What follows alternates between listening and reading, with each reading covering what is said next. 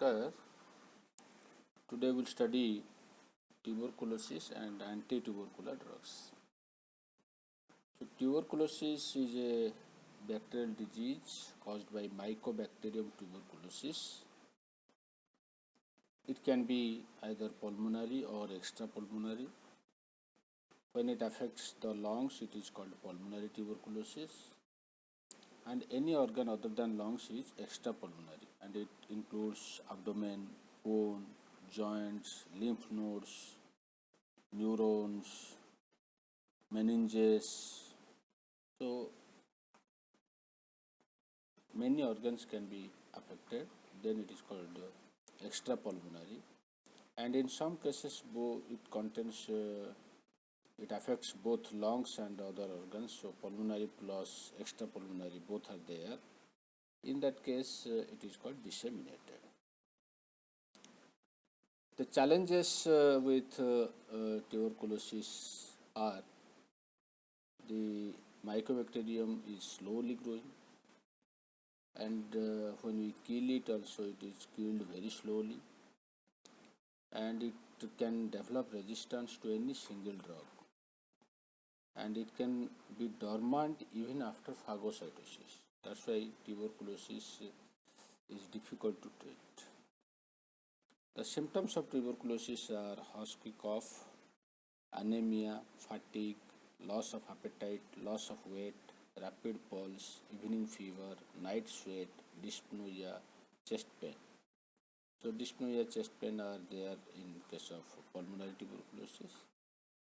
The main characteristic symptoms are evening fever, night sweat, loss of weight, anemia, rapid pulse.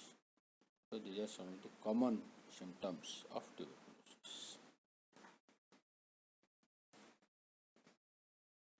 So if you see the Mycobacterium tuberculosis, the cell wall consists of three components mainly: mycolic acid, arabinogalactan, and peptidoglycan. The peptidoglycan is also known as murine or mucopeptide. So mycolic acid, arabinogalactan together known as glycolipid. The glycolipid plus peptidoglycan is the cell wall, mycobacterial cell wall. Then inside it has the plasma membrane, and in the cytoplasm there are ribosomes, and there is a nucleic acid core.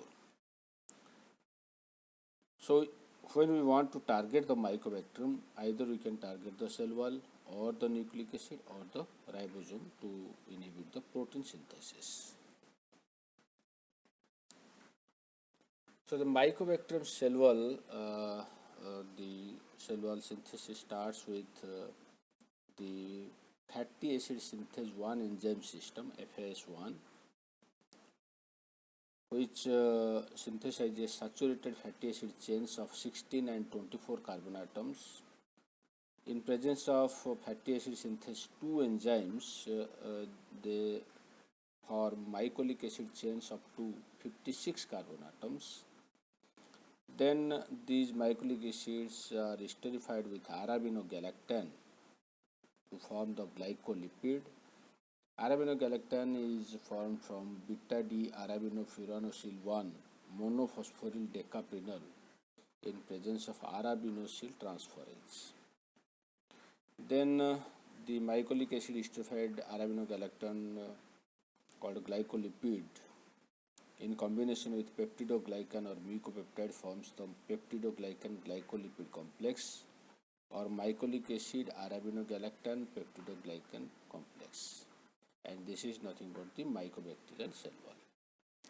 So we can either inhibit FAS1 or FAS2 enzymes. FAS1 is inhibited by pyrazinamide, FAS2 enzymes are inhibited by isoniazid, and this arabinosyl transferase is inhibited by ethambutol. So ethambutol inhibits arabinogalactan synthesis, whereas pyrazinamide and isoniazid inhibit the mycolic acid synthesis. So pyrazinamide basically inhibits the fatty acid synthesis, isoniazid inhibits the mycolic acid synthesis, and these three drugs, isoniazid, pyrazinamide and ethambutol, inhibit mycobacterial cell wall synthesis. Then if you see the protein synthesis, first from DNA there will be formation of messenger RNA. DNA is a double helix by the enzyme DNA gyrase. There will be negative supercoiling and two single strands are obtained. By DNA dependent RNA polymerase, from DNA we have messenger RNA. Then messenger RNA binds to the 30S subunit. In presence of the initiation factors, there will be formation of 30S messenger RNA complex. Now 50S RNA and transfer RNA will bind to this complex to form the 70S ribosomal complex, and as per the requirement of amino acid in the messenger RNA, whatever message is there, the transfer RNA provides the amino acid, and then along with your elongation factors, these amino acids combine together to form the protein or peptide. So these drugs like fluoroquinolones inhibit this DNA gyrase. Then rifampicin inhibits messenger RNA synthesis by inhibiting DNA dependent RNA polymerase. 30S subunit is inhibited by drugs like streptomycin, amikacin. These are all aminoglycoside antibiotics. Then 50S subunit is inhibited by macrolide antibiotics like clarithromycin. So we can classify the anti-tubercular drugs into first line drugs and second line drugs. Those drugs which are drugs of first choice, they are called as first line drugs, and they have less side effects. So they are the drug of first choice and they have more efficacy. So because of their more efficacy and less side effects, they are the drug of first choice. And the first line essential drugs are 4 drugs: isoniazid, rifampicin, pyrazinamide and ethambutol. And the first line supplemental drugs include streptomycin and 2 derivatives of rifampicin, rifabutin and rifapentin. Initially streptomycin was also included in first line, but because of its toxicity it is no more considered as first line essential drug. We can consider it as a supplemental drug. So we have 4 first line drugs: isoniazid, rifampicin, pyrazinamide and ethambutol. Then the other drugs we can classify them as second line drugs. We call them as second line drugs because they are the drug of second choice. So naturally they have less efficacy than the first line drugs and they have more toxicity than the first line drugs. So it includes fluoroquinolones like ciprofloxacin, ofloxacin, levofloxacin, aminoglycosides like amikacin, kanamycin, macrolides like clarithromycin, azithromycin, cyclic peptides like capreomycin, viomycin, oxazolidinones like linezolid, and the other drugs like ethionamide, thiacetazone, cycloserine, para-aminosalicylic acid, amoxicillin clavulanic acid, clofazimine, and some new anti-tubercular drugs have been developed now. They include bedaquiline, delamanid, pritomanid, benzothiazinones. So these are all second line drugs. So how to treat tuberculosis? There are 2 phases. One is initial intensive phase of 2 to 3 months, which includes isoniazid, rifampicin, pyrazinamide and ethambutol. Ethambutol we may add if the organism is suspected to be resistant. Otherwise isoniazid, rifampicin and pyrazinamide, 3 drugs will be there.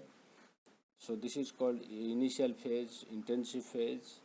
Then we will have 4 to 6 months of continuation phase where we can combine isoniazid and rifampicin. So only 2 drugs will be there in the continuation. So this can be either 6 months, 2 months plus 4 months, or 9 months, 3 months plus 6 months. So in case of 6 months, isoniazid, rifampicin, pyrazinamide for first 2 months, then next 4 months isoniazid plus rifampicin. And in case of 9 months, isoniazid, rifampicin, pyrazinamide and ethambutol for first 3 months, then next 6 months isoniazid plus rifampicin. So why long-term treatment is needed? Because these drugs, if used individually, single drugs can develop resistance, and that's why we use a combination of drugs. In addition, since after 2 months of tuberculosis therapy, it is seen that most of the symptoms disappear and patients stop the medication. In that case, that will develop MDR TB and XDR TB. So resistant tuberculosis occur. So we have a program called DOTS, directly observed therapy using short course. So the patients are treated under direct observation, so that there will be no stoppage of drug in between. They will complete the full course, and the treatment will be successful. There will be no case of resistance. And even long-term treatment is required mainly in case of drug-resistant infections, bone or joint involvement, and patients with meningitis. Even more duration, treatment for more duration is required. Then